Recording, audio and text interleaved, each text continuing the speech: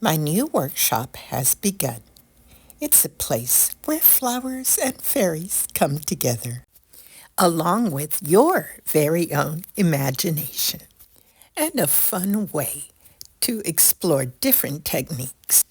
For instance, we can create a variety of little faces with fat cheeks and pointed ears, along with flower petals for hats. This is shaped from papier mâché pulp, made from paper scraps and liquid starch. And we have the beginnings of a little face. An example of what you can also create in one of my custom workshop tutorials. These are blossom petal hats exclusively designed for these little elf and fairy folk creatures. This little guy began on a stick because it was easier to work with along the way. And he's ready to try on some hats. And you could also make these in different sizes, shapes, and colors. These are made from bits of colored copier paper.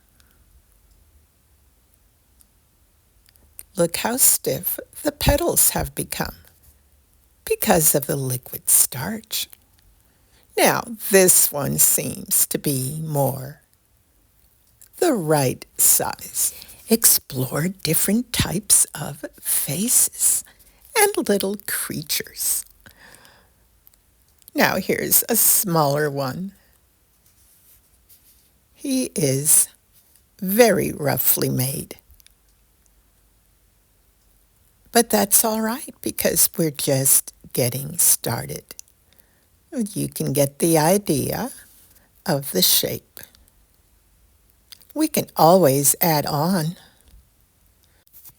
It's also going to need a fitting, and I think that this little hat fits just fine. If you like working with paper and papier mâché, this is what can be accomplished within my workshops on Patreon. And on this one, we'll be working on the little faces and these wonderful little petal hats. And in case we haven't met before, my name is Rozani, and I would love to see you in my workshop. Thank you for being here, and I hope to see you soon.